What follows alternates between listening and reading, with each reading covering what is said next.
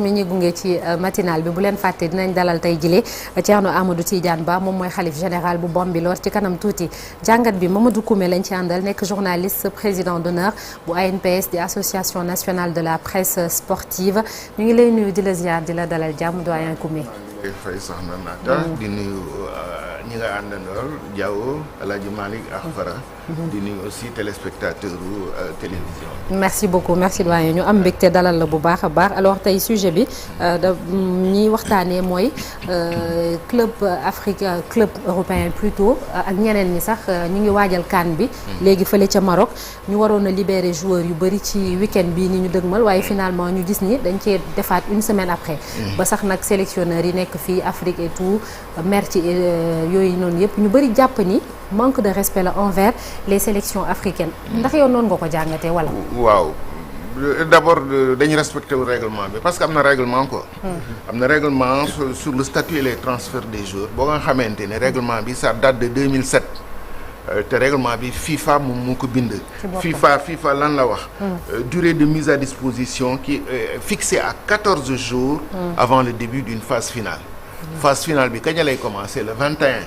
donc 8 décembre boobu ñu jëkkoon a jël loolu mooy date normale bi bon lu tax ñu wàññeeku léegi def ko le 15 loolu mooy problème bi déjà respecté wu ñu règlement bi te man dégguma ñu bare wax dara ci loolu règlement bi respecté wu ñu. ils ont violé le règlement parce que règlement bi dafa am dañ ko bind kon nag bu ñu génne woon document yi dañ gis ne FIFA kat dafa ne pour genre de compétition yi comme CAN bi il faut nga libérer joueurs yi 14 jours avant la compétition.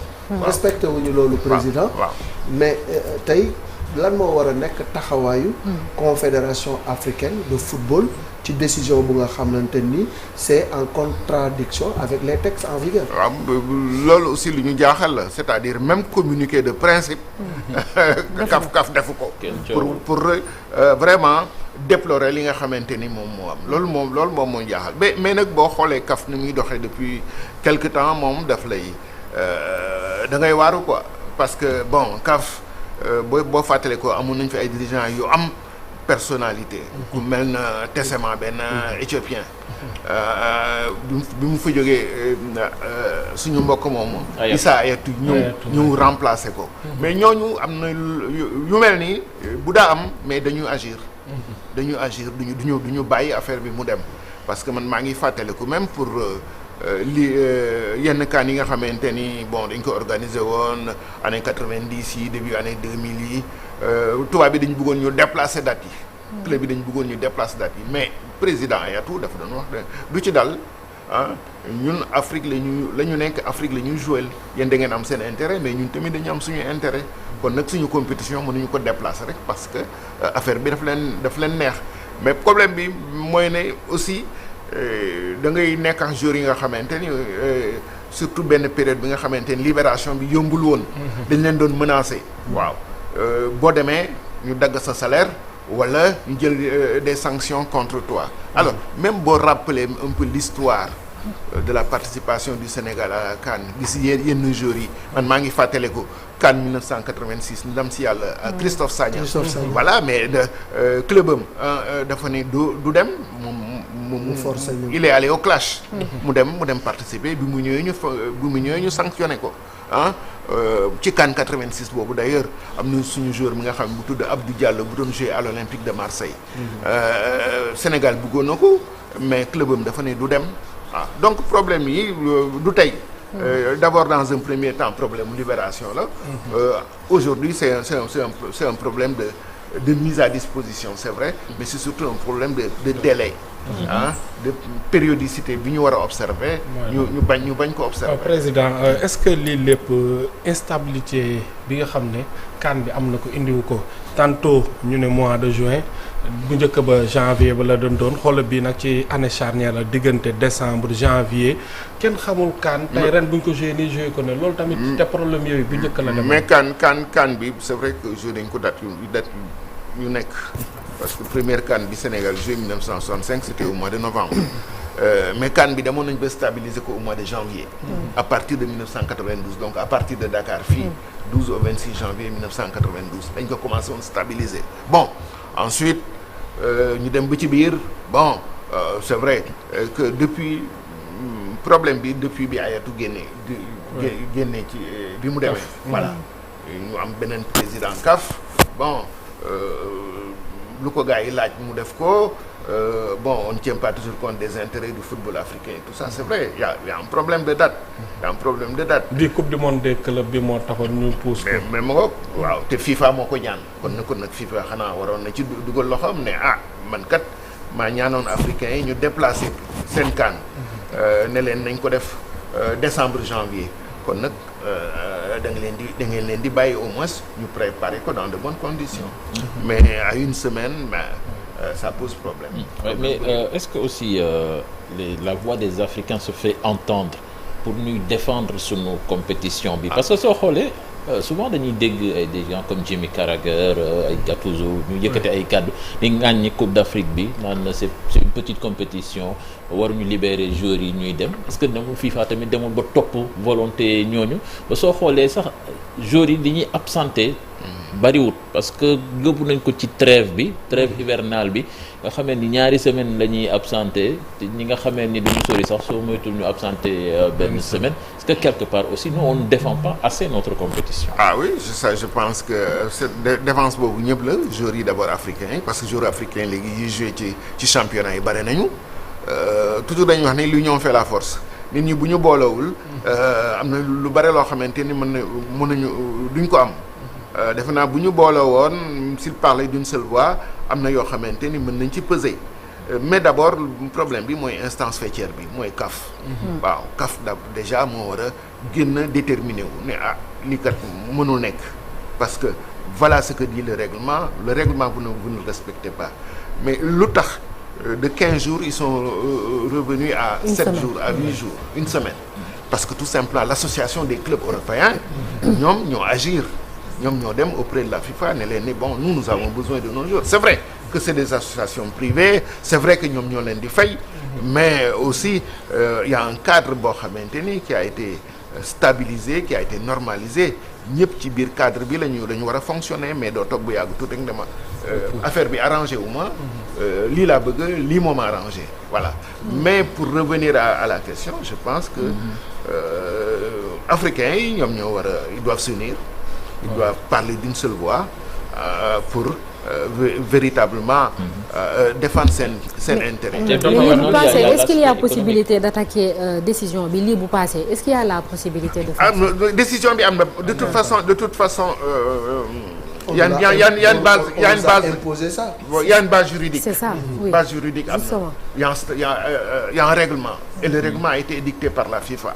Moi je pense qu'aujourd'hui les Africains doivent se dire mais pourquoi les clubs européens ne respectent pas cette base juridique pourquoi ils ne respectent pas cette décision de la FIFA FIFA aussi war na déterminer wu mais FIFA bala muy déterminer wu il faut que CAF wax CAF bi nga xamante ni mooy instance africaine bi ñoom dañoo mel ni mburoog soow mot sape ak infantile beneen bi ñu mi ngi wax sànq mi ngi tudd benn kuréel muy wax association des clubs européens xam nga association boobu aussi souvent aussi l'aspect financier peut-être que ça pèse comme ko jiite c'est Nasser El Khelaïfi mooy président Paris Saint-Germain tey di le jeune Mbaye sax Ibrahima xam na ci dara moom mooy président club am te yàlla xam na ne sawaruñ pour mu dem ci Coupe d'Afrique il y a des pressions terribles même le coach est là-bas pour oui loolu moom ça existait de tout temps ñoom bu ñu sañoon bon c'est entre eux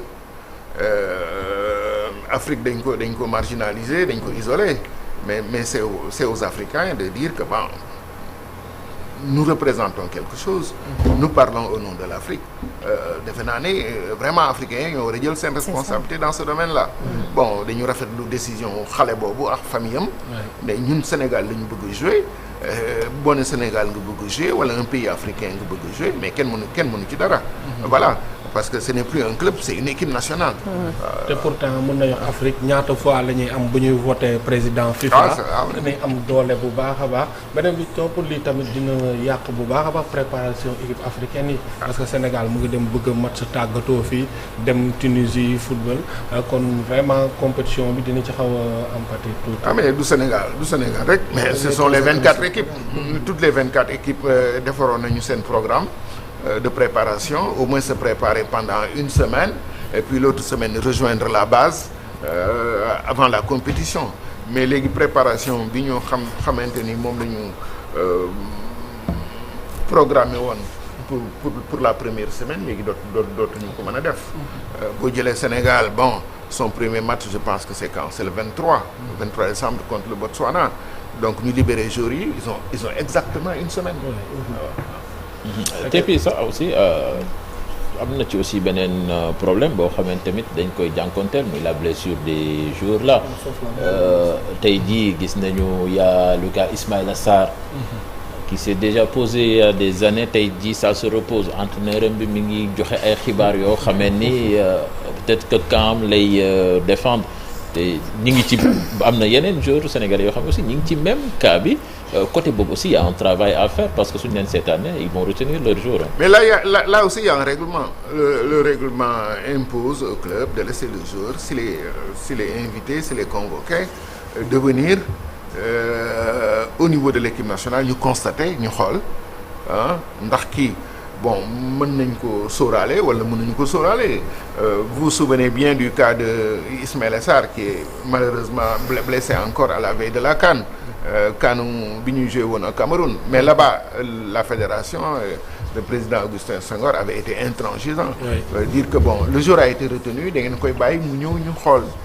bi mu ñëwee ñu xool le jour est retourné pour se soigner mais ensuite il est revenu à la compétition et il a joué les derniers matchs. Voilà donc ça aussi c'est un règlement il y a un règlement qui mais sauf que président ci cas boobu aussi mës nañ am joueur boo xam ne était dans la même situation. Je pense que c'était Diafra Sakho dafa ñëw on l'a pas sélectionné finalement pour cause de blessure et quelques journées après il a joué en club. Mais là aussi il y a le joueur. Je pense que c'est une équation bi nga xamante ni war ñu koy exclure. Ça dépend aussi du joueur. Si le joueur veut véritablement jouer et s'il est dans des dispositions pour jouer en principe il doit répondre à la convocation. Moi je crois que cas où Ismaïla Sarr en 2021-2022 c'est un cas d'école. Voilà cas d'école la. Parce que mën nga nekk sur la touche 2 semaines. ci biir compétition bi et après. fini Coupe d'Afrique boobu Ismaïla Sarr ñu ko. il a joué un excellent match fàttaliku nga contre la Guinée équatoriale. Il a joué un excellent match là. Quelle que soit la pression que le club exerce sur le joueur aussi. Personnalité nit ki. ak détermination ak amour pour le maillot national. moom mooy def la différence. parce que ay feu Jules François Bocandé voilà El Hadj Ousseynou Diouf et cetera kenn ñi ma wu leen woon wax ne. da ngay toog wala teg leen pression. ba du ñu dem équipe nationale. c'est vrai. D'autant plus que période boobu par exemple y avait pas de réglementation. Période boobu dañ daan négocier rek. voilà dañ doon négocier ak club yi. voilà club yi parfois dañ lay wax ne woy mën nañ la bàyyil jour bi. pour telle période ou telle autre période. Je me souviens CAN 90 bi ñu joué en Algérie le Sénégal Bocandé paix à son âme dafa doon dem di ñëw pour participer à la compétition en Algérie à Annaba. Voilà, il a joué je crois le deuxième match, ensuite il est parti, ensuite il est revenu pour la demi-finale et tout ça. Ça veut dire que dans un premier temps c'était les clubs qui imposaient, mais ensuite depuis 2007 avec la réglementation, une compétition comme la CAN, c'est une compétition qui est reconnue, mise à disposition bi c'est 15 jours. Les textes le disent. Aujourd'hui lu tax ñu décider subitement que ce n'est plus 15 jours, c'est une semaine. si FIFA nga ne moom moo ko def te moom ci boppam moom mooy violer texte yi te bu fekkonte ni ci beneen sens bi la xañ na du demee nii mais pourquoi ça?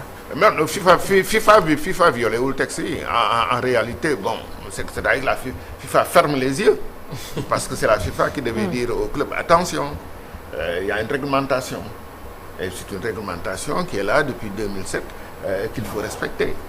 Mais club yi aussi bon comme ni ko Diao doon wax c'est des clubs qui sont très puissants. Association des clubs européens. ñoom ñoo ñëw bon dem ci FIFA ne leen ne bon nous avons des matchs ñu am nañu ay compétitions yu am solo kon nag jours yi mënuñu leen libérer 2 semaines avant. Voilà donc il y a un problème mais il faut encore li ñu jaaxal mooy ne lu tax. CAF réagir def au moins un communiqué de principe.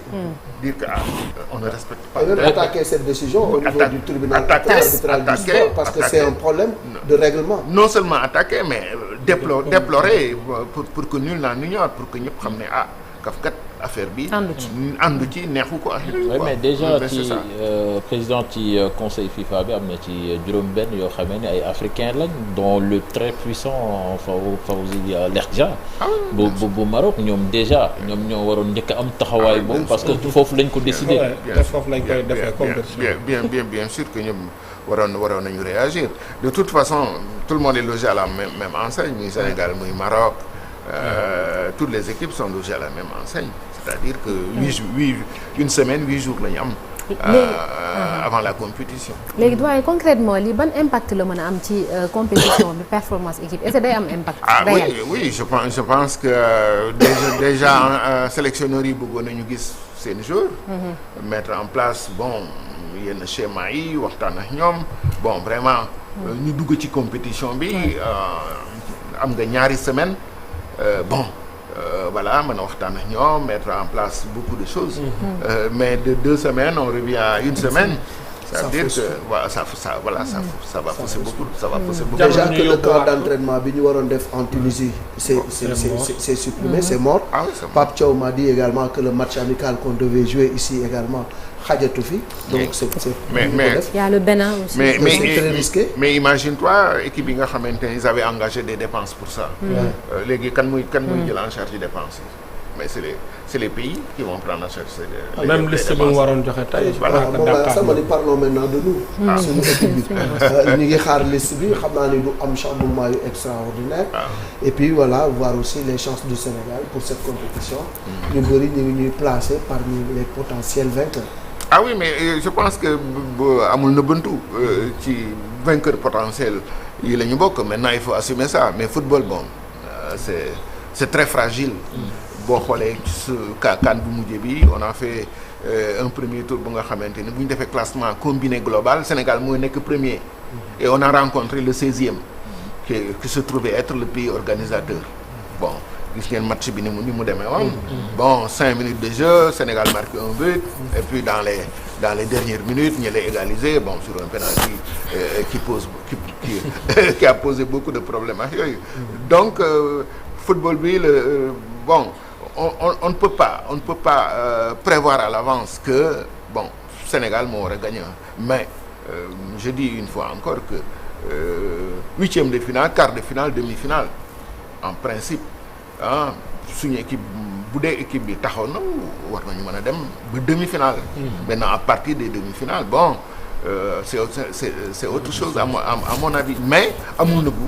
Sénégal ci favori yi la bokk. Maintenant il faut assumer ça. C'est ça mais président bi moom ça concerne le journaliste ñun ñi liste bi nga xamee ni parle d'une coupe d'Afrique des nations quand même tey jii la ñu waxoon sax lañ koy publier mais il y a des informations qui disent que duñ mën a nekk tey mais est-ce que lu toll nii compétition bu toll nii bu coupe d'Afrique des nations waruñ fexe ba entraîneur bi mu fekk ko fi jàkkaarloog taskatu xibaar yi ñu laaj ko question yoo xam ne war nañ ko laaj au lieu ñu koy balancer ni benn communiqué ñi jot si oui ça aussi ouais ça aussi c'est un souci effectivement bon bu entraîneur bi newee c'est vrai qu'on est à la veille du tirage tirage de la Coupe du Monde 5 décembre demain. Ça aurait pu se faire alors. Bon voilà ça peut être une excuse s'il n'est pas là dire que bon je suis désolé je ne suis pas là bon mais effectivement je pense que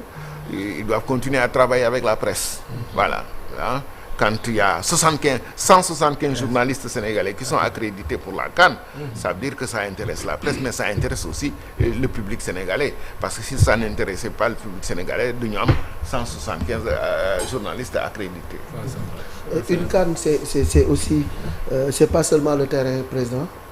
En amont, dañu war a fexe ba conditions yëpp daje pour ñu mën a dem ci compétition bi gis nañu désagrément yi am suñu dernier match contre le Brésil loolu Sénégal dépassé woon na ko parce que dans l'anticipation et dans l'organisation am na lu bëri lu nga xam ne franchiroon nañ ko beneen bi ci des aussi jusqu'à présent on n'a pas encore de directeur technique national fenêtre FIFA bi on n'a pas pu superviser nos adversaires yooyu yëpp est-ce que du ay mbir yu nga xam ni Sénégal war na ko dépasser wala dépassé woon nañ ko est-ce que commencé wu ñu dellu ginnaaw. Mais je pense que la fédération ça n'a pas changé c'est la tête qui a changé. Oui. Mais ce sont les mêmes hommes et les mêmes femmes qui sont là donc à mon avis am nañu une expérience ils ont am nañu benn vécu. Bon ce qui s'est passé contre le Brésil c'est vrai que ils l'ont assumé erreur la voilà parce que dans des grandes villes comme ça nga déplacé wu ngay war a déplacé wu il y a beaucoup de choses à prendre en compte. Bon je pense que c'est arrivé une fois la leçon va être retenue heureusement que c'est dans un match amical et c'est dans un match de préparation c'est pas un match de compétition. Alors le souvenir que ça me rappelle toujours mooy Coupe du Monde 2002 Sénégal France ñoo bokkoon poule mais xam ngeen ni Sénégal dem na ci terrain bi seeti ji ko entraîné wu mais français yi circulation bi moo tax ñu ne ñoom du ñu dem entraîner du ñu dem seeti ji terrain bi c'était pas nécessaire. Ça veut dire que bon une grande équipe comme la France qui était championne du monde en titre def erreur yu mel noonu voilà waaw mais def erreur yu mel noonu même dans l'intendance parce que reconnaissance pour voilà donc je pense que aussi comme match amical la rek on peut pardonner ça au Sénégal et que c'est une leçon à tirer pour la fédération et l'environnement voilà l'environnement bi ñu dem voir c'est un peu la supervision des adversaires aussi c'est important. Ouais, la supervision elle est importante mais là aussi tout le monde est logé à la même enseigne Aladji Malick parce que bon il faut envoyer des gens je pense que soxlawuñu directeur technique pour mettre en route des gens qui vont superviser les adversaires là aussi si à la tête de la direction technique amatul kenn ku fa nekk je pense que la direction technique c'est composé d'autres personnes d'autres entraîneurs et que travail boobu normalement ñooñu war nañ ko mën a def si la fédération s'organise. C'est ça voilà benn information boo xam ne ni je viens de le recevoir du président Blaye Thiam. Nee na Pape Thiaw devrait publier la liste après le tirage au sort de la Coupe du Monde. C'est demain. Ouais, et une primeur devrait être accordée à la RTS à l'instar de ce que Deschamps fait avec l'équipe de France et TF1. Peut-être que fa lay dem def maanaam débrief liste bi nga xamee ni joxe na ko pour Coupe d'Afrique des Nations bi moindre mal peut-être qu'on l'aura demain alors Inch'Allah. Ce sera après le tirage au sort de la Coupe du Monde prévu demain. D'accord merci beaucoup oui. naata peut-être du question sax balaa nga jeexal peut-être remercier Koumé. C'est une occasion pour man. raay bi FM laa nekkoon. Sénégal Angola di jouer Guinée. yoon bi laa jëloon dem. def 2 jours et demi. mais bi ma yeggee mi gis ko nekkoon président ANPS mu ne ma foo jaar ci àll bi ci yoon bi mu nekkoon condition yu métti. vraiment ci saase mu jënd billet d'avion.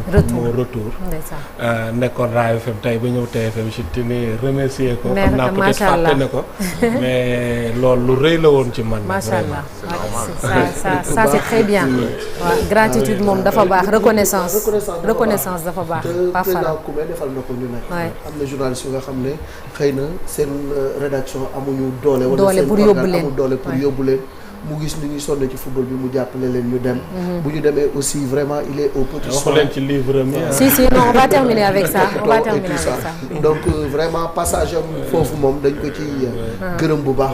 di ko ñaanal yàlla yàggal taxawaayam. yàlla wéral ko yàlla xel mi gën di màcc nag. amiin macha allah ak expérience bi mu am yëpp di bind di fi bàyyi dafa am solo. justement justement brèche la merci Alhaji Malick livre bi doyen mi ngi génn semaine prochaine les lions et la CAN de football le roman d'une passion sénégalaise n'est-ce pas semaine prochaine inchallah quoi d'accord parce que bon ñoo ngi joué CAN bi depuis 1965 joué nañu 17 éditions donc 17 éditions yi laay jéem a passer un peu au crible quoi parce que bon c'est vrai que édition yu jëkk yi ay xale lañu mais on a des souvenirs on garde des souvenirs quand même moi je dis aux gens que bi ñuy joué CAN bu jëkk ba boobu temps ñoo ngi école élémentaire alors y a un souvenir que je mets d'ailleurs dans les livres. D'accord. Deuxième match Sénégal c'était contre l'Éthiopie Sénégal gagné ko 5-1 on avait suñu classe nii la defoon ensuite on avait un directeur d'école c'était ici tout près c'est à Ouakam 2